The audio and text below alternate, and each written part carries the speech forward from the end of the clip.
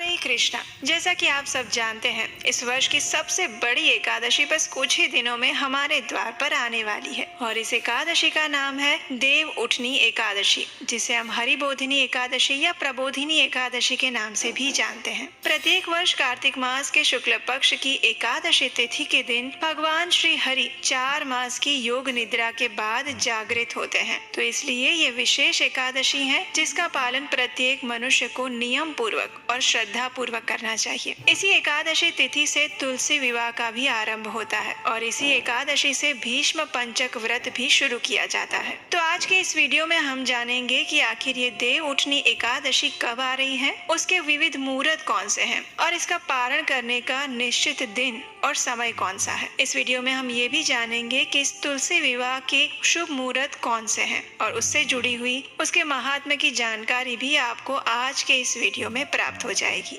तो चलिए आज के इस विशेष वीडियो का आरंभ करते हैं। इस बार की विशेष एकादशी यानी देव उठनी एकादशी आ रही है 12 नवंबर 2024 मंगलवार के दिन। प्रत्येक वर्ष कार्तिक मास के शुक्ल पक्ष की एकादशी को देव उठनी एकादशी, उत्थान एकादशी, प्रबोधिनी एकादशी या फिर हरिबोधिनी एकादशी के नाम से जाना जाता है। इस बार एकादशी तिथि की शुरुआत हो रही है 11 नवंबर सोमवार को संध्या काल 6:46 पर और इस तिथि का समापन होगा 12 नवंबर मंगलवार को शाम 4:04 पर। इस प्रकार हम देख सकते हैं कि उदया तिथि के अनुसार इस बार देव उठनी एकादशी हम 12 नवंबर मंगलवार को ही मना रहे हैं। आइए अब देखते हैं 12 नवंबर के मुहूर्त कौन कौन से हैं। ब्रह्म मुहूर्त का समय रहेगा 5:15 और सूर्योदय होगा 6:51 पर। देव उठनी एकादशी का पारण करने का समय रहेगा 13 नवंबर बुधवार के दिन 6:52 से 10:24 के बीच में। ये समय उत्तर भारत की समय सारणी अनुसार बताया गया है, लेकिन भारत में और विदेश में सभी जगह पर एकादशी तिथि इस बार 12 नवंबर को ही मनाई जा रही है। पारण समय में सिर्फ कुछ मिनटों या कुछ सेकंड्स का आगे पीछे हो सकता है, लेकिन अगर आप इस पारण समय के बीच में पारण कर लेते हैं तो आपका पारण निर्धारित समय पर ही हो जाएगा।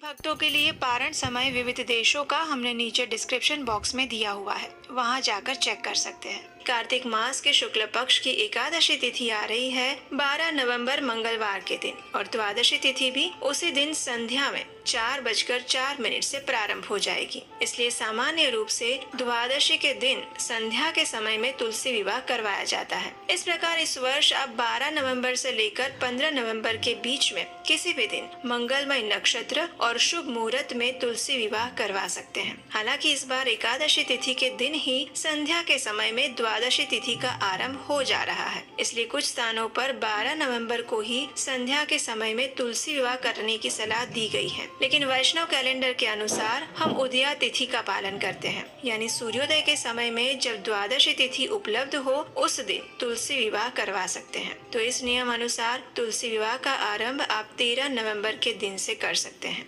कार्तिक मास की ये अंतिम एकादशी है और चातुर्मास की भी अंतिम एकादशी, इसलिए देव उठनी एकादशी अत्यंत विशेष है। इसी दिन से भीष्म पंचक व्रत का भी आरंभ हो रहा है। पद्म पुराण में बताया गया है कि भीष्म पंचक व्रत एक ऐसा व्रत है जिसके पुण्य फल को गिन पाना असंभव है। इस व्रत के विषय में स्वयं भगवान श्री कृष्ण ने भीष्म पितामह को बताया था और कुरुक्षेत्र की युद्ध भूमि में बाण शैया पर लेटे हुए भीष्म पितामह ने इस व्रत का पालन किया था और तभी से भगवान के आशीर्वाद से इसे हम भीष्म पंचक के नाम से जानते हैं। ये व्रत 5 दिनों का होता है और इन 5 दिनों में कठोर तपस्या का पालन करके उपवास और भीष्म पितामह को अर्घ्य और तर्पण अर्पित किए जाते हैं। ऐसा कहा जाता है कि जो भी मनुष्य पूर्ण कार्तिक मास का पालन नहीं कर सकते, वो अगर भीष्म पंचक के 5 दिनों का पालन कर लेते हैं तो उन्हें संपूर्ण कार्तिक मास का फल मिल जाता है। और ये भीष्म पंचक व्रत प्रत्येक वर्ष कार्तिक मास के शुक्ल पक्ष की एकादशी से लेकर कार्तिक पूर्णिमा तक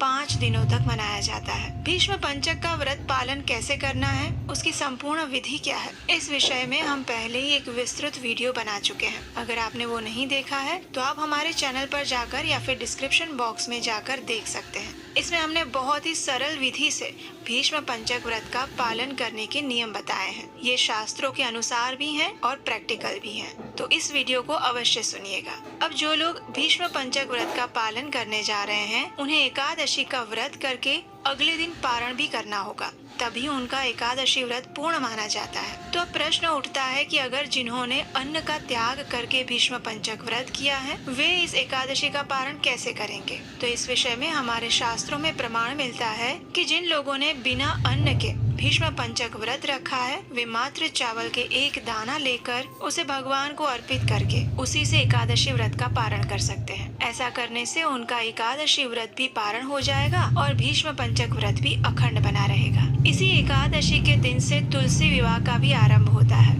सामान्य रूप से प्रत्येक वर्ष कार्तिक मास की एकादशी से लेकर पूर्णिमा तक तुलसी विवाह मनाया जाता है। कई स्थानों पर एकादशी पर तुलसी विवाह करते हैं तो कई स्थानों पर पूर्णिमा पर। और इस प्रकार तुलसी विवाह करने के लिए कोई भी शुभ दिन जो कि एकादशी से लेकर पूर्णिमा के बीच में आ रहा हो, योग्य दिन और योग्य शुभ मुहूर्त देखकर तुलसी विवाह करवाया जा सकता है। इस्कॉन में हम चातुर्मास का पालन आषाढ़ मास की पूर्णिमा से लेकर कार्तिक मास की पूर्णिमा तक करते हैं। इसलिए चातुर्मास की पूर्णाहुति भी इसी कार्तिक पूर्णिमा के अंतिम दिन होगी और अधिकतर स्थानों पर कार्तिक पूर्णिमा के दिन भी तुलसी विवाह करवाया जाता है। तो इस प्रकार हम देख सकते हैं कि इस बार आने वाली देव उठनी एकादशी अत्यंत विशेष है। उसका हमें अधिक से अधिक लाभ लेना चाहिए, क्योंकि भक्ति करने के लिए अब ज्यादा समय नहीं बचा है। प्रत्येक क्षण प्रत्येक दिन हमारी आयु को क्षीण करते जा रहे हैं। ऐसे में भक्ति की गंभीरता को समझना अत्यंत आवश्यक है। प्रमाणभूत गुरु के मार्गदर्शन में रहते हुए,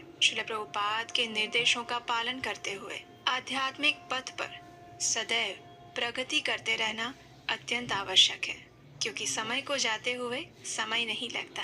तो इसलिए इस बार की इस देव उठनी एकादशी का पालन भी हम पूर्ण निष्ठा, कठोर तपस्या और पूर्ण समर्पण भाव से करें। यही हमारा प्रयास होना चाहिए, क्योंकि ये चातुर्मास की अंतिम एकादशी है और कार्तिक मास की भी।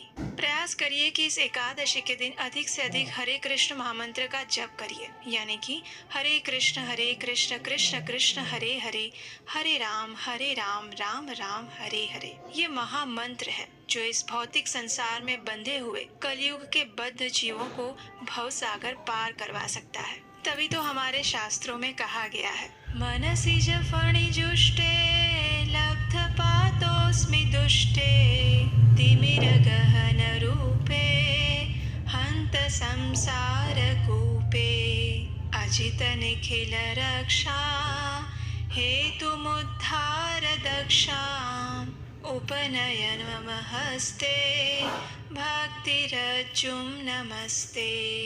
ये हरे कृष्ण महामंत्र ही है जो एक रज्जु के समान है, जो हमें इस भव सागर से आध्यात्मिक जगत में ले जाने के लिए सक्षम है। तो इसलिए इस देव उठनी एकादशी पर अधिक से अधिक हरे कृष्ण महामंत्र का जप करिए। भगवत गीता, श्रीमद् भागवतम ऐसे ग्रंथों का अध्ययन करिए। भगवान श्री कृष्ण की सुंदर पौराणिक कथाओं को सुनिए। अपने मन और चेतना को अधिक से अधिक भगवान के नाम, रूप, गुण और दिव्य लीलाओं में केंद्रित रखिए। अपने मन और चेतना को भौतिक संसार की वस्तुओं से दूषित होने से बचाइए। व्यर्थ की बातों में समय मत गवाइए और इस दिन का भरपूर लाभ लीजिए, क्योंकि ये दिन अब अगले साल ही आ पाएगा।